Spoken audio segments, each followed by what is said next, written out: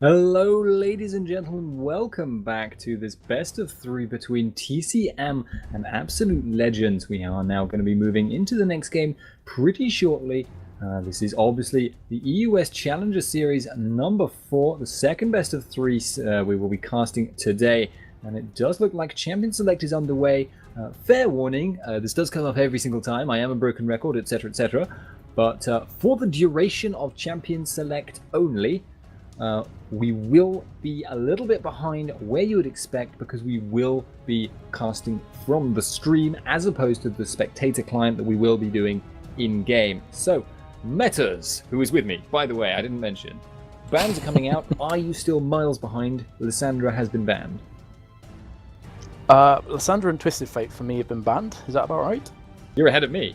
Well done. Oh, awesome. Feels good to be ahead for once. So, obviously, Absolute Legends were like, okay, Lissandra is a real threat. We don't want to play against her this time. Kaostv, clearly making an impression, did actually, to be fair to him, roam a hell of a lot to bot lane. I remember 2 or 3 ganks in quick succession that were successful there at bot lane. So, wanting to get rid of that. Elise has already been banned as well. That could very well be targeted towards Broken Shard, who he has admitted quite a few times that his 3 go-to junglers are Nocturne, Jarvan, and Elise. So we saw Nocturne last time, which was very, very good for him, to be fair. He did a great job. Elise has been banned, and also Zed has been banned too. So still a few junglers open for Broken Shard, but fairly standard apart from that. Well, obviously Broken Shard hasn't taken Heimerdinger jungle this time, and much like him, I'm unwilling to let any joke drop. So I am going to give him feces for that for quite a long time for not playing Heimerdinger jungle when he promised in chat in front of all our viewers that he would do so. But obviously he is a traitor to manhood and to his cause. But we are now seeing that Shen ban out. Obviously, aside from Lissandra, I mean, maybe Elise is just because of Broken Shard, but obviously Elise, Shen, Twisted Fate, Zed, Zac, those are just very, very standard. Yeah, thank you, Bass, for bringing it back up on screen. Elise, Shen, Twisted Fate, Zed, Zac are just very, very standard bans. Obviously, strong characters, and apparently Annie is a placeholder pick when that comes up on the screen. Obviously, at the moment, I don't have that. But we do have Thresh pickup, even though it actually sort of isn't in the client. But obviously, it just seems like people at the moment are kind of cycling through the top tier of characters, Metas. That's quite interesting. They've done a placeholder pick, he's Thresh. Okay, they've switched over. For a second there, I thought Annie's going to be Thresh. And then TCM were like, okay, we'll pick up Thresh and just troll you. But that wasn't the case. They have switched back over to Jarvan and Rumble, which were their first 2 picks, if memory serves me correctly, last time around. No, sorry, they weren't. It was the flip side. So they're actually going to be taking a leaf out of Absolute Legends' book here. I am interested to see, because time and time again, Broken Shard has spoke about when he's been casting that he views Jarvan is overpowered. He thinks that Jarvan is one of the strongest, if not the strongest jungler right now in League of Legends. Now that he's been given Jarvan, I am very interested to see if he can make plays happen, like all over the map, because Jarvan is a very gank-centric jungler. When he hits level 6, the Cataclysm can make or break plays. I mean, to be fair, your Cataclysm can actually be a detriment to your team if you do it poorly. So, interesting one to watch out for. You do have a Varus and Diana potential pick here with 3 seconds to go. So again, fairly standard openings here. They have just switched over to Draven at the last second. Pretty understandable, I think, Spuddington, because Snipperfoy last time around had a very strong game on Draven, especially in the laning phase. He was actually ahead of Ezreal for a little bit. So picking up the Draven again does make a lot of sense, and it's alongside the Thresh. Yeah, obviously Draven was kind of almost the saving grace for his entire team for most of that game. Obviously, I would like to mention on Jarvan, there is something undeniable about Jarvan, which I think is pretty much unique to him as a jungler, in that at level 6, he effectively, with his flash, if he goes flash, flag and drag ult, the level of distance that he covers there is probably almost more than like an Elise repel. It's probably almost more than you got from like a Diana using double dashes. So it's an incredible amount of gap closing, and it comes out so fast, and it also comes out with CC, comes out with the lockdown from his ult, and it comes out with quite a lot of burst damage without any damage items on Jarvan the Fourth. Obviously, though, His early get clear isn't particularly great, but he does clear well enough to be serviceable, and obviously he is difficult to kind of kill in his jungle because he always has that flag and drag, can always escape. But obviously that's enough about J4 for now. He does synergize well with Rumble and Sona and Ezreal, though, by the way, because of AoE. But enough about J4 for now. We have obviously got a Draven Thresh lane, and we've also got a Diana pickup with a hovering over Volibear. They have locked in Nidalee as well, so I'm assuming Nidalee top with Diana in mid. Obviously Nidalee potentially in the 1v2 lane, not sure how that's going to work out, but yeah, Volibear has been locked in. So remember, Annie is Thresh. If you're wondering what a placeholder pick is, it's purely just designed that if the player doesn't own the champion, you lock in something that clearly is, well, quote-unquote trolley, even though Annie is pretty viable. And then the idea is that they're going to remake the game, and then they're going to have the picks and bans all locked in, and we're going to just get through this all over again. So you do have a Zyra taken for TCM. I would assume that Zyra will be mid lane because we did have support down there in the form of Sona. So here comes the remake. They're going to get back into the game again, go through the picks and bans really quickly. So interesting lineups. And another thing to add as well, Spuddington, is that this time around Absolute Legends actually banned Shen out. The last time they first picked him. So clearly feeling that Shen is an amazingly strong champion, even though it has to be said it didn't work out too great for them last game. Well, the thing about Shen is that if you get ahead with Shen, it's almost impossible to lose because he just constantly pressures and he constantly puts your opponents into this lose-lose situation where they either send two people to stop Shen, or they send, try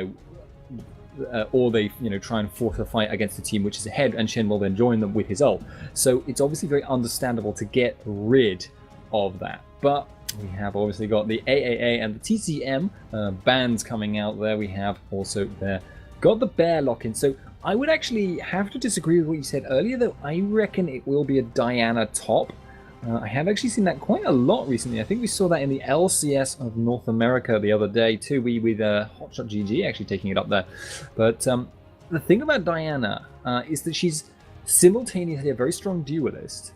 She works very well with teleport on her kit. She doesn't necessarily need that ignite, and she also works extremely well as a split pusher. As a result of that, she takes down towers very, very quickly with that bonus attack speed from her passive and the proc on the damage, the magic damage on that tower as well. So if I had to guess, I'd say she'd be top, and I wouldn't want to play Nidalee against Rumble. That's one of the other aspects of that, but to be fair, I'm not sure I'd really want to play Nidalee against Zyra either. There's not really much potential for kind of pushing around that kind of a lane, but in spite of that, we have got... Do you think we'll see a swap up here, Messers? I mean, for the top and the bot? I agree actually. Yeah, Nidalee's going to be mid. Bano is their mid player, so I wasn't even thinking straight. I was like assuming, because I watched CLG play yesterday with Hotshot.GG, I was like, oh, Nidalee's top lane. Not the case. Looks like Dana will be the top. But you've got Draven and Thresh facing off against potentially Ezreal and also Sona. So my initial reaction is probably not. I think it's probably going to be a 2v2 lane at bot and obviously the 1v1 at top. But they may switch it around because, as you said, I'm not entirely sure how do you think Diana's going to fare against Rumble? Because it's quite an interesting one to watch that I haven't seen a great deal. It's actually a very skilled matchup. It's kind of about who can apply their shield the best, because Rumble is obviously very fiddly to put down that damage with the Flame Spitter onto Diana. If Diana can kind of maneuver in, get those auto attacks off, get that third hit proc, and also utilize the refresh on her shield, then she'll obviously outperform Rumble greatly. And also, if Diana can utilize her ultimate when she gets it extremely well, she can kind of outmaneuver the Equalizer. But at the same time, Rumble just does have quite a lot of sustained damage. He has that shield, he has that kind of hold them at distance with the Electro Harpoon. It's, as I say, very skilled matchup. But anyway, we should be moving into a quick commercial break now. We will be seeing you in just a few minutes.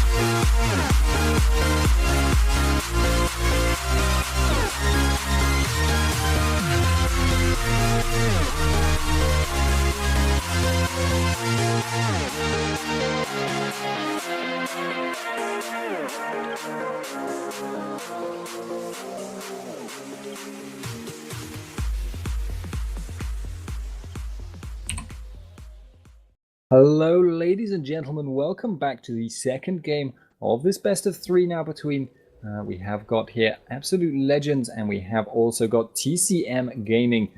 I am not Pulse, damn it. I am Spuddington, and I am joined by Metas. And I know you wanted to talk a little bit about the comp that TCM is running this game. Yeah, I should just bring the attention to the viewers. I don't know if chat's on from Bass, but apparently Broken Shard's running the wrong masteries. But he did say, no problem, play on. So, 9 offense in magic penetration. Speaking of Pulse, I remember us playing a game where he went full AP by accident. But yeah, that's for another day. The AoE comp here from TCM is just ridiculous. It's like CC Circus mode.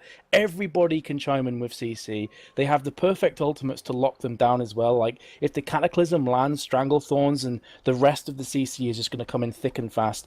And it's against an AD carry that when his flash is down, has no escape. So if Draven's flash is down, he is going to be completely obliterated, 100-0 from these AoE ultimates stacked on top of one another. So I'm quite worried for Snipify here, because last time around he didn't have the greatest peel on his team.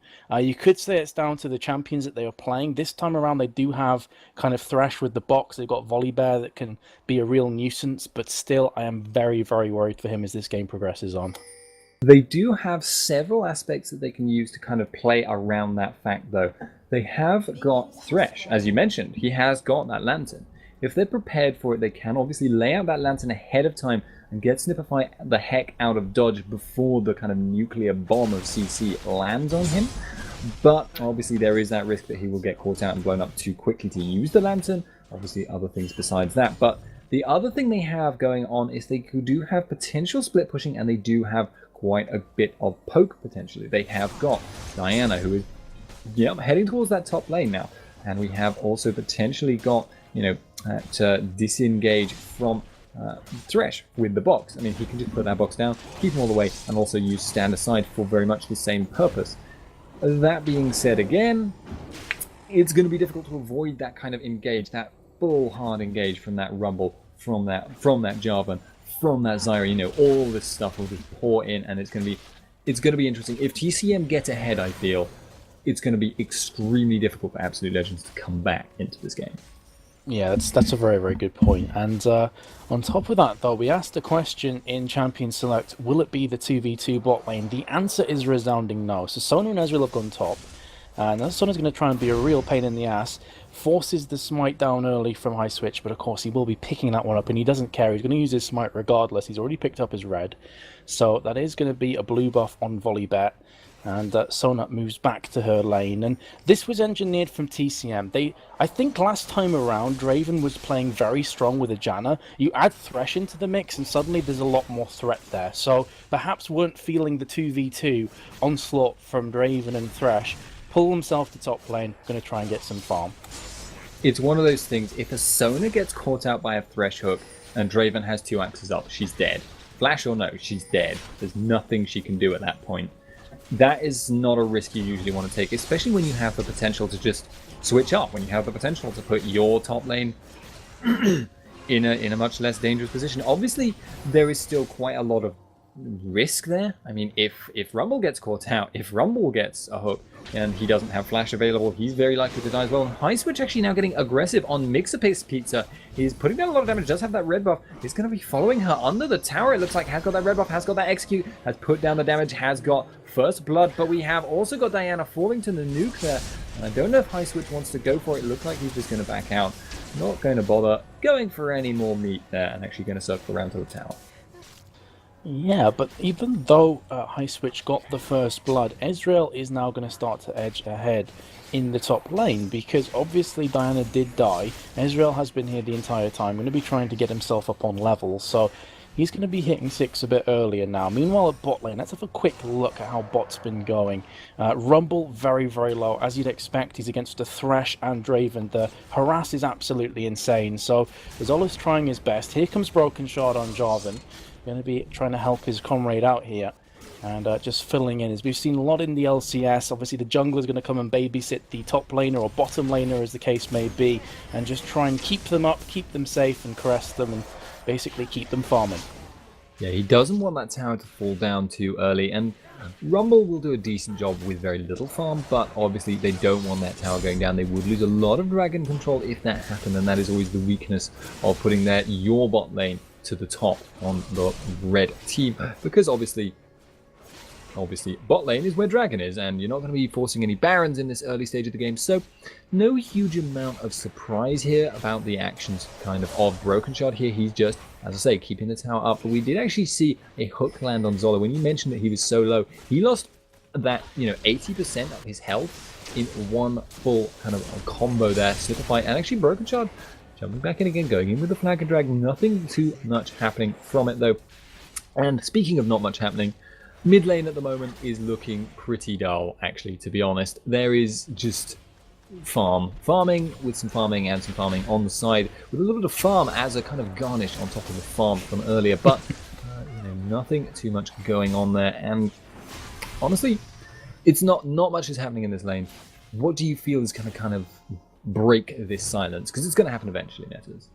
It's going to depend on who takes the tower first. It's that race again, isn't it? Where, when you have the switched lanes, you have the duo going top, and then you have a duo at bot lane. It's really who picks up that first tower. And if they do take the tower early, are they going to then rotate round and go to bot lane or top lane, as the case may be? Let's have a quick look. With that being said, bot lane tower is on 1,350 or thereabouts, taking constant damage though from Draven, so it's now below half health. And on the flip side, the top tower is also below half health, so it's very, very even between the two. Diana being a bit more aggressive. You do have Volley Bear coming up as well. High Switch is going to manage to land the Rolling Thunder on towards Sona, but the nice placed Ignite is going to deter Diana and basically just make her turn around. She doesn't want any part of this fight. Meanwhile at bot lane, the Death Sentence has landed onto Rumble. Are they going to commit to this kill? Answer is a resounding no. Draven taking way too much damage from that tower and will pull himself back. So lots of action going down, but nothing really clinical as a result. They need to be actually pretty careful right now. Snipify, if Zola hits level 6 now with that equalizer, he could potentially go for a kill here. He is actually running Ignite, and it wouldn't take much damage to burst down Snipify, and he's going to be going for this now. Has got the equalizer. Jarvan coming in from behind, and he's just going to be running in. Has overheated, but that's going to make his auto attacks do tons of damage. Gets the kill. Nicely played, and just so dangerous. That's the power of Rumble in a 1v2 lane, because he can actually 1v2 in the right circumstances. Yeah, so just massive, massive plays coming out there, and both Jarvan and Rumble pick up a kill each, so the kills are being evenly spread around the team. That, of course, is going to get rid of some of the pressure on the bot tower here from TCM's perspective, and they're continually pushing the top tower now on 500 health, just less, as Ezreal gives it a little tap around the shoulder. So I really do feel whoever picks up the first tower, if they go ahead and rotate elsewhere, could make a lot of pressure happen on the map. Remember that if the top tower does go down, expect to see a very quick Drake rush when Sona and Ezreal recall. If they do manage to take the tower down, that's a hypothetical. They're not actually pressuring this one too much. And a couple pings going down in their jungle as High Switch on Volleybet scampers away towards his own blue buff, which has respawned a while ago, and in fact just now, and Lily will be picking that one up without any problems. It does actually look like TCM might be converging on this. If Bano can get that, then obviously he's going to be okay with that, but he's going to have to take the safe route back to his lane, else he's going to end up very, very dead. And it almost looks like Broken Shard is actually going around. He's just going to take the walls. Doesn't look like anything too major is going to happen there. They are obviously aware from that spear that that Nidalee is in turn aware, but I'm kind of a little bit surprised they're actually not going to take the wolves. They know that Draven and Thresh are down bot, so they would have had a numbers advantage if everyone kind of scrambled, but got to be a little bit wary about that Diana, who is obviously in that top lane now.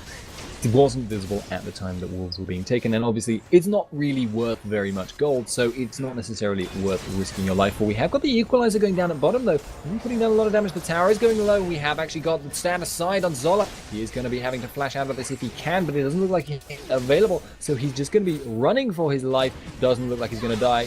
Going to actually die, but then try and put enough damage down. Snipify going very, very low, but Broken Shot is actually now kind of in his own wall, and it does look like Thresh is going to pick up that kill. Not going to be too upset about it, I suppose. It is obviously not ideal though that Draven did die to pick up that kill on Rumble. 1 for 3 overall as well. I don't know if you caught it, but at top lane, Diana and Volibear were chasing down Sona, did manage to claim the kill, and now beating up the tower very aggressively. The True Shot barrage comes through, clearing a few creeps, going to stop the aggression for now, but they haven't managed to actually pick up this tower. It's still on 373 CS. As I was saying before, that could mark something going down around Drake, but Draven and Thresh are looking to pull themselves back towards bot lane. I say that, actually Thresh is going towards mid, so we could see something happening around mid lane. And Zyra, as you said, thus far it's been a fairly farm-friendly lane, not a great deal happening apart from CS being taken. 90 to 86 reflects that. So yeah, maybe going to have Thresh and Draven trying to make something happen. Kaostv did just take a spear to the face, so he's actually going a bit low with comfort here. Draven and Thresh are waiting in the wings. There is the potential for something to happen. The rest of TCM, though, are going to be pushing down this top tower, and it does look like in response to that, Absolute Legends will be taking that dragon. I don't see how anyone from TCM can get there in time to stop this unless Kaostv can pull off some kind of amazing full combo that blows up half the team. Equalizer coming down, though, so it does look like this might happen. We have got Zola putting down a lot of damage on Bano. Bano going low. It does look like he's going to be able to get out of there just about. Just got the help. Does get the... Zyra picks up the dragon.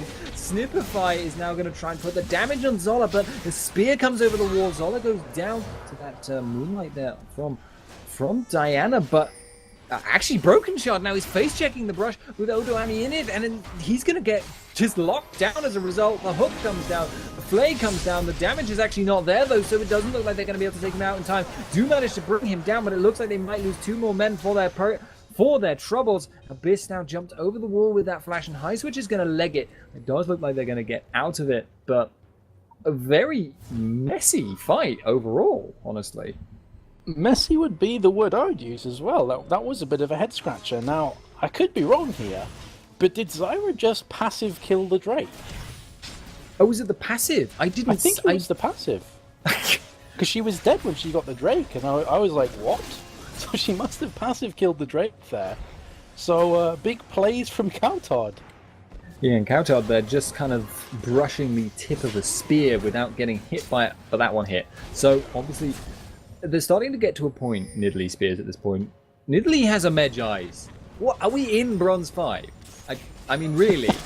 But so actually Kaostv now potentially getting chased down by Bear. He has got the grasping roots, but actually misses it out, and Kaostv does actually get away, but takes a spear for his troubles. Is now down to 30% health, but Nidalee is looking really, really scary at this point. In spite of the fact that she's only got 53 AP, she's chunking Kaostv for 1/3 of his health, and now Bano having to kind of lantern about 2 inches, and then jumping out with his pounce. I'm not sure that was really worth your cooldown there, Abyss, to be honest.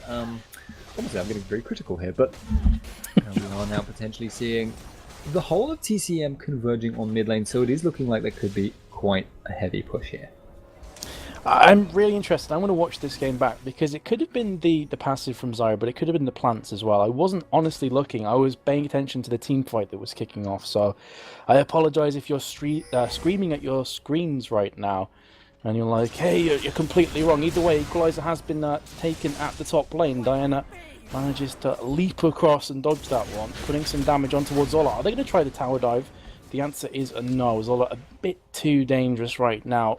Would be a mistake, but as you said, yeah, the Mejai's on Nidalee, and this is just a... In fact, hold that thought for a second, because Kaost's been caught from a death sentence. The box goes down as well, and somehow Zyra is still alive. Here comes Broken Shard from the side. They've turned this one round into at least a 1-for-0 kill. Looking for the second. Abyss is trying his best to escape. He is fairly tanky in regards to a support character, but Broken Shard has the red buff. Draven's also flashing up red, but this should be a very dead Abyss. Lands the death sentence right there and will be going down. In fact, no, the lantern comes down again. Nidalee could land a spear here and take down Broken Shard from the backside. He is pretty tanky at this point, but can she actually pick this one up? And the Whirling Death comes by, picks up one kill, barrier's been popped off, and Broken Shard will take that one down. So again, you have one of those fast, frantic team fights that is just messy, but beautiful to watch. It was really, really quite funny, honestly. I mean, just everyone kind of plunging in, thinking of going into the middle of the Broken Shard is very low, has got ignited, has got a bear on him, and now Mitsu Pixar is going to be taking quite a lot of damage, but High Switch just kind of backs out, doesn't really have the damage, and Draven was not looking to follow that up. He just wants to get that farm down, and now Rumble pushing out top. So obviously he is not the fastest pusher known to mankind. He is obviously decent at it. He has got an AoE ability which is spammable, but he does only do 50% damage to minions, so he's not going to be, you know, completely Diana levels of wave clear as you're seeing in that mid lane as she moves towards that mid tower, looking for a bit of damage on it. But Kaostv is just a bit too threatening at the moment. It looks like both teams are just kind of resuming doing not a lot actually at the moment. Neither side able to really make anything happen on any of the towers, and I don't know when Dragon's going to spawn, but it's looking like this is a game that's going to be decided in the mid game. At the moment, there's very little goal difference, and who do you feel really has the better chances in that mid game, Matthews? Well, it's really tough to call. In regards to the Drake, when that respawns, in about a minute and a half, I believe, the Drake should be back up again. But in terms of the mid game, I honestly feel that next Drake is going to be massively influential on who's going to take it. Kaostv has put down some plants in mid, trying to clear out this creep wave. We actually have two... Oh, a nice javelin lands right at the back of Kaostv there. We have two Spirit of the Elder Lizard, catches another javelin. So 2 in a row and is now flashing up red. Like, this is basically in a nutshell how AP Nidalee is played. You just spam through the middle, try and land spears, and then capitalize on that when the players are low. But you do have a Sona, so she's going to try and spam the heals and make something happen for her team, potentially. Nidalee with Mejai is really a massive gamble, because of course if you start getting a lot of kills and assists, you just get exponentially stronger. However, if you start to die a couple times, suddenly you're nowhere near as strong. So you're really investing a large amount of money into an item that may not actually help you. But that being said, 50% of Nanook's health just disappears with another javelin toss. I have to feel like Bano has gone for that on the grounds that it really doesn't matter at this stage of the game if she doesn't have the AP from any stacks at all. In fact, she had 0 stacks on that Nidalee right now, but it's doing so much damage anyway that you just have to feel like he's thinking, well, I'll probably pick up the assists later on, and it doesn't really matter if I don't have any right now. I'm still doing so much damage every time I land a spear, and it does look like we're going to be seeing a fight here. TCM are converging on this dragon. Has gone down to Diana, actually. We've got the Equalizer going down on the backline. Crescendo goes across one. Snipify is going low. He's going to get knocked up. He's going to get blown up. He's going to have to just straight up die, and Broken Shard is potentially looking for the jump over the wall. He is going to knock up Bano with that, but he potentially double flash over the wall. Actually, Rumble and Ezreal are going to be going for this high switch. Goes down as a result. Double flash over the wall is an interesting one, but it worked out for them, obviously, just having that potential, and Nanook takes out Nidalee. I didn't even see that. What happened? Just long-range Nanook poke, basically, and You know, that was a 4-for-0 trade. Fair enough. Absolute Legends managed to pick up the Drake, but they've lost the mid tower, and they've also lost 4 lives. You're going to have a pause coming in here from TCM, so I'm not entirely sure what's going on. Hopefully we'll be... Okay, apparently Broken Shard has disconnected, so he will be a few moments. But this gives us a chance to elaborate on what's happened so far, Spuddington. So, you know, you asked me before, who do I feel has the better chance going into mid-game? We're getting towards that period now. The second Drake was taken, 4 players lost, plus a mid-tower. So you have to say the ball is well and truly in TCM's court right now. They're 1.4k gold ahead with a tower advantage. But they're still not completely leaps and bounds ahead of Absolute Legends. Absolute Legends is still in this fight. Up until that last team fight, it was incredibly close. That team fight wasn't great, though. I have to say, Snipify's positioning, he got caught out completely unawares by himself and died almost instantly. He couldn't do anything in that team fight whatsoever. So I'm hoping that Draven can be more of a factor as the team fights progress through into the later game, and apparently Broken Shard is back now. That's good. It's always nice to have your players in the game, but no huge problems. So we are now... yeah, I have to say right now, it feels very much like Absolute Legends are just completely dependent on Nidalee.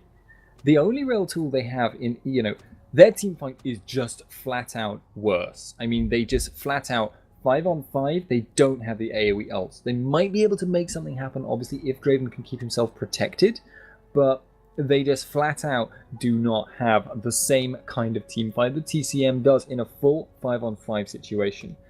As a result of that, they have to utilize the only thing that they don't, you know, that TCM doesn't have, which is really strong poke. Nanook does obviously do quite a bit of poke damage, does obviously have that blue build well underway, and I'm just going to be jumping to live when this when we unpause, because obviously the spectator client does do a strange thing when it pauses and gives in, you know, a couple of seconds of delay. But obviously, as I say, it's just Nidalee has to be landing spears, because otherwise TCM just don't have any tools in their arsenal. TCM will just engage, and TCM will just flat out win those fights unless they're already down to half health from having eaten spears to the face. And that might actually be why that Medjais has been picked up. It might be a go big or go home kind of strategy. Yeah, that's a very good point. I think that's exactly what it is from Nidalee, realising that a lot of the emphasis is on how she plays here. Death Sentence has gone in here onto Rumble. He's getting popped in very, very quickly. Manages to land the equalizer before dying. Are they going to try and re-engage? The Broken Shard does miss the flag and drag on towards Diana, so she will be escaping. That's a 1-for-0 trade. Now going to be looking to put some serious damage onto mid tower. However, with Diana being so low, I'm not sure they want to fully commit to this team fight. Broken Shard going round the corner here. They have no ward coverage, so they probably feel like blue is being stolen, but they don't know it for sure. Bano has picked up the blue. Here comes a flag and drag once again from Broken Shard, knocking up High Switch, but they're going to be just fine and pull themselves back. So fairly even, as you said before, Spuddington, but you have to feel, and I fully agree with you, that in team fights wise, Absolute Legends are second best in every single aspect. You do have a Stranglethorns going down around the tower. Kaostv going very low, flashing away. Broken Shot coming in to try and save his teammate. He is flashing up red. Nice Rolling Thunder throw there from Volley Bear that will secure the kill, but still that mid tower stands. So overall, it's been like a delayed 2-0 exchange, but the tower is still up and very much alive. But that's kind of what they want. Actually, Flash Crescendo coming out. We've got the Ezreal coming in on top of that, and that's just an insta-give. Thresh there, and now Diana is going to have to flash out of that. That's going to be a bit of an awkward spot, and that mid tower still stands, but it did cost the flash off Sona. And as I was saying, this is still kind of the situation they want. They don't want full 5-on-5s. They want Bano to keep throwing spears, and they want it to keep happening almost indefinitely. We have actually now got the stand aside coming in. Kaostv getting caught down. Zyra no escapes and gets blown up almost immediately. Nixa picks it going quite low, but is not going to be able to get taken out by Snipify. Obviously has no spinning axes at present, and it looks like the rest of the team is just going to back on out. And I just want to mention, actually, wait, how many stacks is the stack list on Medjai's actually on the item? Because I can see a little 2 in the bottom right corner. Yes, I believe that is a 2, which is from assists that Nidalee has picked up. So she has 2 stacks at the moment, which isn't anything to write home about. But they have had a few minor successes in mid without making anything big happen here. So you are going to have a Rabadon's Death Cap on Zyra. You've got an Aegis of the Legion plus Spirit of the Elder Lizard on Jarvan. It looks like, again, Ezreal, surprise, surprise, going to be going for the blue build. Has just finished the last Whisper to add to the Spirit of the Elder Lizard, and looking like he's going to build towards the Bilgewater Cutlass to the Blade of the Ruined King, of course. So, fairly standard stuff here, Spud. We are dead even on gold or thereabouts. 3-2 towers, 13-12 overall on scoreline, and still very much anybody's game. Remember, game number 1 did go to TCM, so this is a must-win matchup for absolute legends. Yeah, obviously we would get a third game if that result was in favor of... we would also get the satisfaction of knowing that Broken Shard was wrong, but I love you, Broken Shard, really. I'm just digging at you because I know you and I know the rest of them. You know, you never know. I might shatter someone's fragile ego if I was to insult the wrong person. But yeah, it's going to be interesting to see. It's still down to Bano, though. It's just completely... I mean, it's Bano and Abyss, actually. That's the other factor I've been noticing in these fights that have been breaking out, is that Thresh has been landing some pretty damn good hooks. And obviously, if you land the hook, you don't have to follow up on it. That's the nice thing about it, because there's always a danger if you land a hook, if you land, you know, a blitzcrank hook or something, that you're actually you force the fight, and against a really hard engage comp like this, then that's actually potentially going to backfire very heavily in your face. Thresh, obviously, it's much more optional, but it does set up some really nice kills. But now we are seeing TCM all sustained up, all 5 members in that mid lane, and they are now looking like they're intending to just straight up force a fight. The question is, Bano get the poke down before that fight happens? It's literally a race to see if the poke can win out before the hard engage can properly engage, and we are seeing some spears landing here. Yeah, all ultimates are ready and raring to go here from TCM.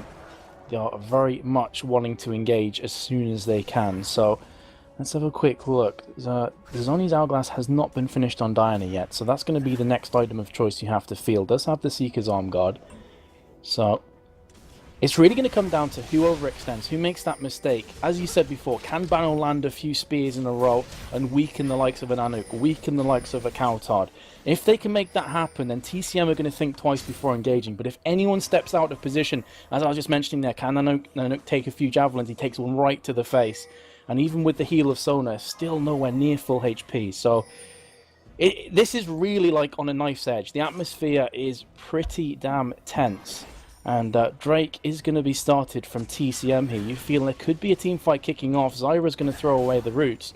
Doesn't land onto Bano, and meanwhile Broken Shard is just consistently slapping Drake over the head with his spear. They have picked that one up. Jarvan will swipe that one down. Going to be engaging in mid here. Nanook will be going down, plus the mid tower as well. Thresh using box, misses the death sentence. The shutdown has come in here from Nidalee, doing a lot of damage towards Zyra. Here comes the CC train, or will it? Crescendo's landed onto Snipperfy, who's away from the rest of his team. Oh my god, Thresh just about surviving. The strangling roots does come up there, and Kaost's very low. Here comes Diana with the re-engage. Can she start to chime together to get some kills? The answer is a resounding no, as she will go down courtesy of Rumble. So that was a 2-for-1 exchange and a tower as well. So actually, Absolute Legends come out slightly ahead there. Volibear turning on towards Broken Shard, going to be chucking him over his back. Here comes Nidalee from the side, flag and drag away. This could be quite precarious for Bano, but he does have a very angry bear in his corner to back off the enemy. But again, we've had no action for like 3 or 4 minutes, and then all hell breaks loose. Yeah, and at the moment, I've got to say, Absolute Legends are actually doing a pretty good job, even when TCM manages to find an engagement. They're actually doing a remarkably good job. It was TCM that were quite spread out, and obviously Nuke got taken out of the fight almost before it began, and we have got High Switch and Bano going to be taking away that blue buff, although Bano does not pick it up. And that's actually a surprisingly important factor in this game right now. He has actually now picked up 5 stacks on that Magi, so I think it's now roughly equivalent to having just the amount of gold that he put into the Magi's in amp tones. But obviously that's not so great, but obviously it's not as bad as it was before. But we have now, as I say, got Bano looking to run away, potentially got Nanook getting a bit of harass down. No, not going to happen. Bano, as I say, still determinedly landing these spears. He is obviously in need of blue buff, though. If he doesn't have blue buff, he cannot cannot sustain the level of spear throwing that he kind of needs to. Like, he is as I say, carrying the team by virtue of those spears. I can't imagine that an Archangel's or Seraph's would be enough on its own to sustain his mana. And obviously, it depends how long a fight goes on for, how long a poke fight goes on for, but obviously there is that danger. And now, I do like the Oracle pick up by Mixer Pizza because it's Mixer Pizza, because it's going to enable them to actually clear out that vision, and it's going to make it much harder for Nidalee Spears to land. Bano obviously is going to pick up his own blue buff now. It's just going to be uncontested, and it looks like TCM are looking to control Dragon area now. It looks like they want to force a Baron, I feel. Yeah, so Nidalee has 5 stacks on her Magi, which is going to equate to 40 AP on the addition. Just from that item, she's already finished the Rabadon's death cap as well, so she is looking quite scary. We do see some action coming down here. Volibear will be throwing Broken Shard up, but nothing to follow it up, as Diana was actually at top lane, so couldn't really afford to fight a 4v5 against this lineup with so much chain CC. They're going to be pulling themselves back, TCM, and in the meantime, Draven heading towards bot lane. There is a lot of farm down there. He'll be licking his chops at that. So, in the meantime, you have Sona with the Oracles, as you said, just pacing backwards and forwards, looking for any stray wards to pick up for her team, and Thresh is coming round the side, just checking Baron to make sure they're not trying something sneaky and out of the ordinary. And the wards actually... You don't necessarily need a lot of wards if you have a Nidalee, because she can just plant them everywhere she pleases, and of course you can't actually destroy them, you have to walk on top of them. We do have Ezreal going very low though, again from Nidalee, and you can just see the amount of poke damage that she possesses. It's crazy. One spear that was on the nuke. That is just mental damage, but he does have sustain built into his build. He has got that build water cutlass, does have lifesteal, and he does have Sona heal. So they will actually pick up a little bit of health in return, and obviously now he's about where he was on health before he got hit by the Nidalee spear. There is always that danger with a Nidalee, with an AP Nidalee, that your opponents will start to reach a point where they can just kind of sustain through your spears.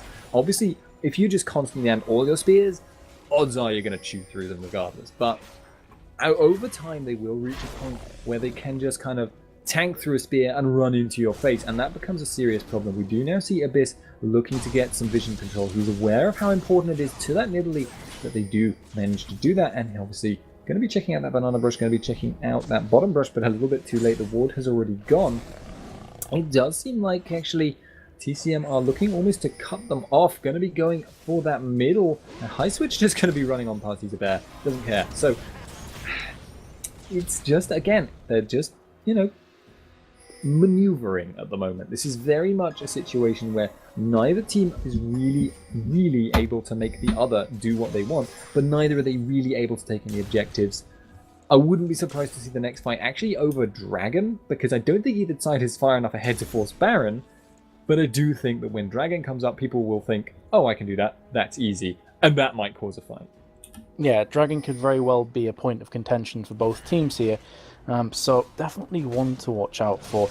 We do have the entirety of Absolute Legends actually going towards Baron. They're pretty much just trying to clear for wards more than anything else. And we are going to have the Ezreal ultimate there just to scout out. No wards around. Had to be safe there. Better safe than sorry. And allow the free Baron for absolutely no reason. So True Shot Barrage is down for the next 57 or so seconds, and again Abyss is going to go back into the Baron pit. Zyra is going towards bot lane. Could this be the moment when they see Zyra farming up bot to start something? Broken Shard very nearly gets caught with the edge of the Crescent Strike. Here comes Diana. They have seen Zyra at bot lane try kind of a half engage and then decide to just poke themselves back. This is a much closer game than last time around. The last game finished 32-14 or thereabouts. Diana again is coming under heavy attack. Going to be thinking about jumping in. Rumble is taking point here.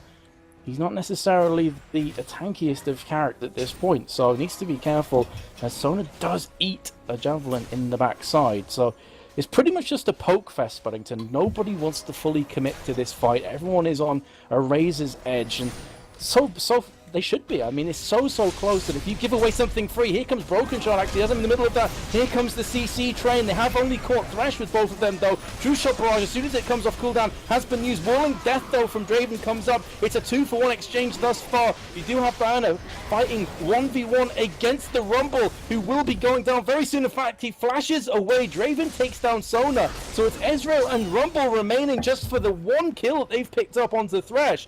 4-for-1 exchange, and that is quite simply huge for Absolute Legends, who are now going to try and pick themselves up a free Baron. Superlative job, essentially, by Diana there. She actually managed to shut out, she killed Kaostv, she forced the nuke and Mixer Pete's, damn it, that net Sona, to back out. And he then managed to survive and put down more damage in that fight. It was an incredible show of just, oh boy, he's actually going in here. He's going to be getting aggressive. Snipperfy has got the axes, he has got the barrier too. He is just going to put down this damage. Baron buff comes up, and actually that was only a 1-for-1 from the nuke there. But as I was saying, incredibly good job by Diana, zoning out so many people, preventing Zyra from putting out much damage in that fight, preventing her from putting the ultimate where she wanted to, and even then, not having it to kind of keep herself alive, and actually now getting aggressive on Mixer Pizza, not going to be able to do it, and it does obviously get slowed down on the way out. No huge problem there, but as I say, Baron buff comes up, Absolute Legends now doing a very good job, and they actually won a direct engagement there. No real poke advantage from them. Absolutely, 100% agree. That was a straight up balls to the wall, you know, heavyweights duking out in the center of the ring, and Absolute Legends had their number well and truly there. Also, another thing I'd like to put a bit of emphasis on in that team fight is that both Broken Shard's Cataclysm and also Mixed Pizza's Crescendo was popped on Thresh. I think the Cataclysm hit Draven and he flashed out, and then the Crescendo only hit Thresh. Now, for two massive CC ultimates like that to just basically affect the support is astronomically huge for Absolute Legends. It's one of the reasons it freed up Diana to just go on a rampage. It freed up Draven afterwards to clean up the rest of the team. So again, it's going to be one to watch out for. We can hype and talk up the CC train that TCM have until the end of the year, but if they can't execute it properly, it simply will not matter in the slightest. Drake picked up from Absolute Legends, starting to take a command lead in gold. It's about 5k or thereabouts, and looking very, very good. So Nidalee has now also picked up a Void Staff. 9 stacks on the Medjais, which now means it's getting into the point of being pretty gold efficient, starting to compare to the likes of Rabadons in terms of how much you're getting for how little gold you put into it. So it's actually now looking very, very strong, and then just one spear in the nuke. That's all that. You feel the pain there. It's just crazy amounts of damage coming out of one spear, and obviously that Baron buff is helping as well. She's just also providing a lot of utility. She has those traps, she has that heal, she has that attack speed steroid. They are just poking, and they are poking down the tower, and you may have heard Cat. Cat is currently present and is meowing at me. And Kaostv, don't die, please. Oh, Whirling Death! Oh, kablammy! Get down, son. Blimey. That is the strength of a Nidalee with Medjais. You know, we were talking, is this the correct idea? The answer is a resounding yes, because it's doing so much damage alongside the Rabadons. How many does she have now? She now has 10 stacks. Going to be fighting on towards the inhib. It's already dead. Now probably going to push top lane. The top tower is on just over 1k health with Baron buff and looking very scary, jumping onto Broken Shard. And, you know, it amazes me that Absolute Legends looked really, really in a precarious position earlier on in the game, and they have bounced back with a vengeance. Now pushing towards that second inhib tower. The constant barrage of javelins from Nidalee are reigning supreme. As you said, getting blue buff on Nidalee. Oh my god, that's 3/4 HP from Ezreal down. And that's going to give them all they need to take down this tower, and that is the strength of a poke comp. You take down one of the AD or AP carries health, they have to back off, and then you make the most of it. You pick up a tower, you pick up an inhib, and you rinse and repeat until you win the game. Again, Kaostv gets javelin between the eyes, and this damage is just insane. You run out of superlatives for it, Spuddington. Yeah, he is just just absolutely destroying them. Crescendo comes in though. We have got the Ezreal up following up, and now Snoopify is potentially getting destroyed. Not called Snoopy actually.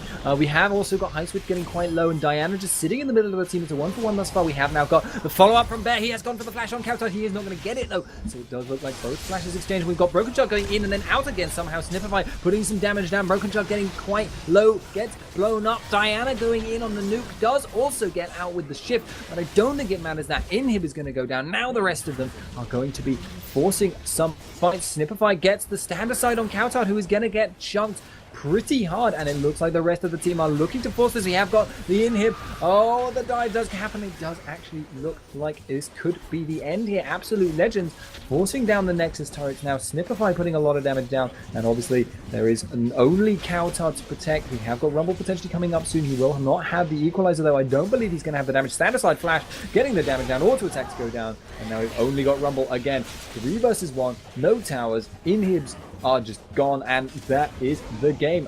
Very nicely played actually by Absolute Legend. Well, there was a CC party in TCM's pants, and Draven was not invited a single time that game. That's all I can really say. That they had everything going for them, but Draven never seemed to get caught out. He did buy a quick silver sash at the end as well, so the cleanse was massive for ultimates like Crescendo. The very end there, he actually cleansed out of the Crescendo and stopped himself getting cataclysmed from Jarvan. So that was massive, massive plays from him. But the predicted 2-0 scoreline from Broken Shard is not going to come to fruition, and we are going to be jumping into a Game 3, Spuddington, and I could not be happier. This game has been awesome so far. Yeah, really nice comeback from Absolute Legends, and just such a good performance across the board. And I think with that, though, we will be moving